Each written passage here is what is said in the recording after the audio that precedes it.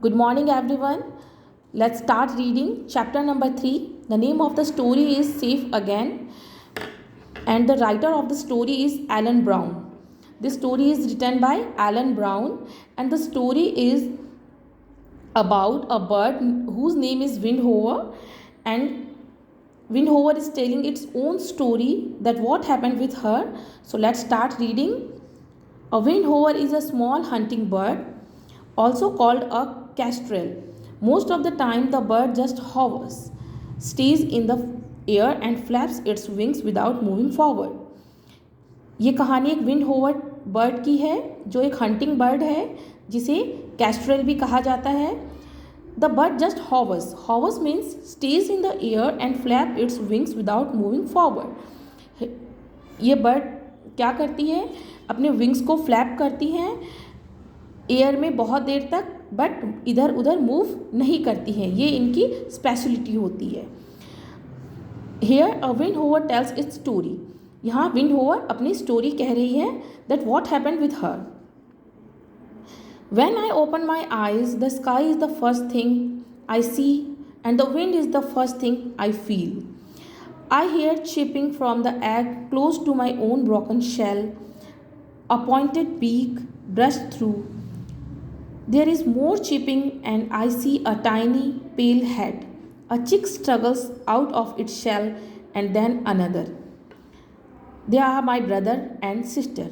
यहाँ wind hover bird हमें क्या कह रही हैं, जब मैंने इस दुनिया में आंखें खोली तो सबसे पहली चीज़ जो मैंने देखी वो खुला आसमान था, और सबसे पहली चीज़ जो मैंने फील की वो हवा थी, और मेरे खुद के अंडे की टूटने की आवाज़ जिससे मैं निकला था, और मेरे आसपास जो एग्स थे उसमें से जो चिक्स निकले थे वो मेरे भाई और बहन थे.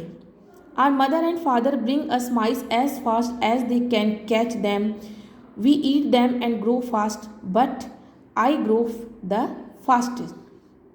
विंड होवर पक्षी कह रही है हमारे पेरेंट्स हमारे लिए खाना लाते, हम उसे खाकर बड़े होते, लेकिन मैं सबसे ज़्यादा जल्दी ग्रो कर रहा था. We live in a hole in the wall of a school. Look at the picture. This is the wall of the school and a hole in it. वहाँ पर ये पक्षी अपना नेस्ट बनाकर रहते हैं. We stretch our wings and flap them just like our parents do. जिस तरह हमारे पेरेंट्स अपने विंग्स को स्ट्रेच करते, फ्लैप करते, इसी तरह हम भी किया करते थे. The children in the playground are now looking up and pointing at us. They are saying look at the baby windhovers, look at their fluffy feathers. और जो बच्चे प्ले ग्राउंड में खेलने आते वो हमें देखकर खुश होते थे, और वो आपस में बातें करते कि देखो उन छोटे विंड होवर्स को, उनके फ्लफ़ी फैदर्स को देखो. तो वो हमारे फैदर्स देखकर खुश हुआ करते थे. One evening after school I hear a sound of footsteps coming towards us. एक दिन की बात है, शाम को स्कूल के बाद एक अननोन फुट स्टेप की आवाज़ आई हमारी ओर आते हुए. We shuffle to back of the roots. We shuffle to back of the roost. They are trying to go back. They are afraid of the strange shadow.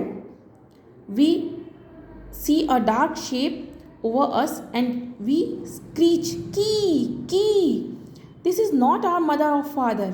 और वो जो स्ट्रेंज शेडो थी वो उनके मदर और फादर नहीं थे, इसलिए वो लोग डर गए. And they are trying to go back. जब आपके सामने कोई ऐसी शेडो आ जाती है, कोई नया स्ट्रेंज आपके सामने आता है तो आप भी डर जाते हो, इसी तरह वो विंड होवर्स भी डर गए. This creature does not smell like a bird. I peck at it and strike with my claws. The creature makes a strange noise and holds me tight. I am bundled into a sack and taken from my home. और जो strange आया था वो एक bird नहीं था. मैंने उसे अपने बीक से स्ट्राइक किया, मेरे क्लॉज से उसको हिट करना स्टार्ट किया, लेकिन उसने क्या किया, मुझे टाइट पकड़ लिया और मुझे ऐसे लगा कि किसी बोरी के अंदर मुझे बंद कर दिया गया है और मुझे मेरे घर से दूर कर दिया गया है.